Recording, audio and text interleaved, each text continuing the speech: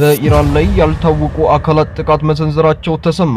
ኢራን ካልታወቀ አካል ጥቃት ከተሰነዘረባት በኋላ የአየር መከላከያዋን እያነቃቃች ትገኛለች። ትራምፕ ደግሞ የሆርሙዝ ሸለቆን ለመክፈት የጥፋት ቀን ሚሳይልን እየተጠቀሙ ይገኛሉ። የአሜሪካ መከላከያ ሚኒስቴር የጥቃት እቅዱን ይፋ አድርጓል። ኮንግረሱ ደግሞ በኢራን ላይ ጦርነት እንደገና የመጀመር ውሳኔ ላይ ደርሰዋል። ትራምፕ በኢራን ጦርነት ወቅት ሊረዱት ፈቃደኛ ባልሆኑ የአውሮፓ ሀገራት ላይ የመጀመሪያውን ወታደራዊ ቅጣት እርምጃ ወስዷል። ኢራን ደግሞ ጦርነቱ ከቀጠለ በሳዑዲ አረቢያና በባህረ ሰላጤ ሀገራት ላይ የምትመታቸውን ኢላማዎች ይፋ አድርጋለች። ትራምፕ ለሆርሙዝ ሸለቆ ትራምፕ ሸለቆ የሚል ስም ሰጥተዋል። ኢራን ደግሞ ባልተጠበቀ ሁኔታ ምላሽ መስጠቷ ተሰማ። ቻይና ህንድን ለመገዳደር ለፓኪስታን አደገኛ የኒውክሌር ተርጓጅ መርከብ አስታጥቃለች። እንዲሁም በአሜሪካ አጥፊ መርከብ ላይ ደግሞ ካልታወቀ ወገን ጥቃት ደርሶ የመከላከያ ክፍሉ ላይ ጥቃት ደርሶበት ነበር። ቴል አቪቭ በሊባኖስ ላይ ሁሉን አቀፍ ጥቃት እንደምትሰነዝር አውጃለች። የሊባኖስ ታጣቂዎች ደግሞ የቁራስ የተባለ ስልት መጠቀም ጀምረዋል። ውጤቱም በአንድ ቀን ውስጥ 10 ኦፕሬሽኖችን አካሂዷል። ሩሲያ ደግሞ ኤምሬትስን ከኦፔክ መውጣቷ ምንም አይነት ተጽዕኖ የለውም ስትል አስታውቃለች። የእስራኤል ባህር ኃይል ወደ ጋዛ ሊገባ የነበረውን የጽናት መርከብ 400 ሰዎችን ማርኳል። ስፔን ደግሞ ቴል አቪቭን ዓለም አቀፍ ሕግን በመጣስ ከሳለች። የእስራኤል መከላከያ ሚኒስቴር ለሚጠበቀው ጦርነት ዝግጅት እንዲሆን በታሪክ ትልቁን ወታደራዊ እርዳታ ከአሜሪካ መቀበላቸውን አስታውቀዋል። የኢራንና የአሜሪካ ጦርነት ፍጥጫ እየተባባሰ ነው። ወደ ተዘጋ መንገድ እየደረሱ ነው። ሁሉም መንገዶች ወደ ጦርነት ያመራሉ። ቀጠናውም ትንፋሹን ውጦ እየጠበቀ ነው። በየሰዓቱ የሚወጡ አጫጭር ሰበር መረጃዎች እንዲደርሳችሁ ላይክ እና ሼር እንዲሁም ሰብስክራይብ በማድረግ እስከ መጨረሻው አብራችሁን ተከታተሉ።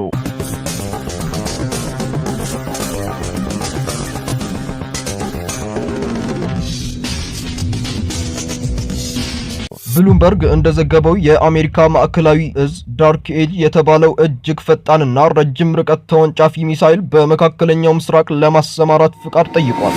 ዓላማውም አሁን ካሉት የአሜሪካ ስርዓት ክልል የሆኑትን የኢራን ባላስቲክ ሚሳይል መተኮሻዎችን ለመምታት ነው። የዚህ ሚሳይል ርቀት 1725 ማይል ሲሆን ለፈጣንና ትክክለኛ ጥቃት እየተሰራ ነው። ይህ ገና ዝግጁነቱ ባልተረጋገጠበት ሁኔታ የሚሰማራው ለሙከራ እንዲሆን ነው።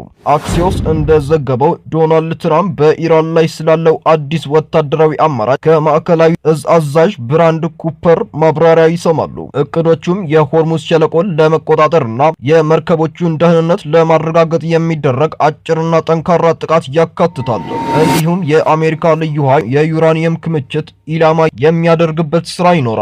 ትራምፕ ግን አሁን ላይ የባህር ከበባውን መቀጠል ይመርጣሉ። በተያያዘ ዜና የአሜሪካ ጦርነት ሚኒስቴር ፒት ሄግሴት በዋሽንግተን በኢራን ጦርነት አመራር ዙሪያ ጥያቄና ጫና እየደረሰባቸው ነው።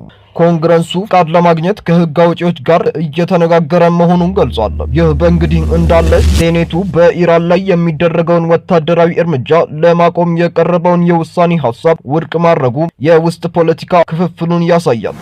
ዶናልድ ትራምፕ በበኩላቸው ኢራን ስምምነት ላይ ለመድረስ እየተንገዳገደች ነው፣ የኒውክሌር መሳሪያ እንዲኖራት ግን በፍጹም አንፈቅድም ብለዋል። ይህንን እንደ ጦርነት ሳይሆን ከረጅም ጊዜ በፊት መደረግ እንደነበረበት የወታደራዊ እርምጃ ነው የሚቆጥሩት። የኢራን ኢኮኖሚ በባህር ከበባው ምክንያት እየፈረሰ መሆኑን ከቴህራን ጋር ስለሚደረገው ድርድር እውነታውን የሚያውቁ ጥቂት ናቸው ብለዋል። ትራምፕ ስፔንና ጣሊያን ለአሜሪካ በቂ ድጋፍ አልሰጡም በሚል ወታደሮቻቸውን ከዚያ ለማስወጣት ዝተዋል። ስፔን ከዩናይትድ ስቴትስ ጋር ባላት ግንኙነት በጣም መጥፎ ሲሉ ገልጸዋል። ይህንንም ፎክስ ኒውስ ዘግቦታል። ኢራን በበኩሏ አሜሪካ ጥቃቷን ከቀጠለች አሰቃቂ ምላሽ እንደምትሰጥና የሆርሙዝ ሸለቆን እንደምትቆጣጠር ዝታለች። የኢራን አብዮታዊ ዘበኛ አየር ኃይል አዛዥ መጂድ ሙሳዊ ማንኛውም የአሜሪካ ጥቃት አነስተኛም ቢሆን በአካባቢው ያሉ የአሜሪካ መርከቦችና ካምፖች ኢላማ ይደረጋሉ ብለዋል። የከፍተኛው መሪ ሙጅታባ ካሚኒ በላኩት መልእክት የውጭ ኃይሎች በባህር ውስጥ መስጠም እንጂ እዚህ ቦታ የላቸውም ብለዋል።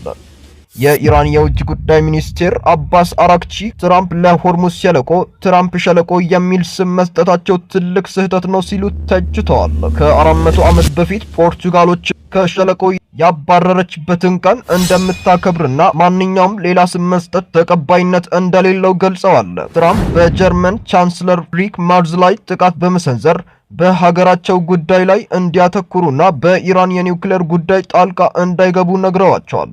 ከሩሲያ ጋር ያለውን ጦርነት ለማቆም ጥረት እንዲያደርጉም መክረዋቸዋል።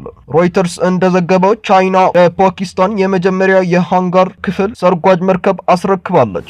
ይህች መርከብ የኒውክሌር ራስ መሸከም የምትችል ሲሆን የፓኪስታን የመከላከያ አቅም ታጠናክራለች። ሲቢኤስ ኒውስ እንደዘገበው በአሜሪካ ዩኤስኤስ ሂጊንስ አጥፊ መርከብ ላይ ትልቅ እሳት ተነስቶ የኤሌክትሪክና የሜካኒካል ችግር አጋጥሞታል።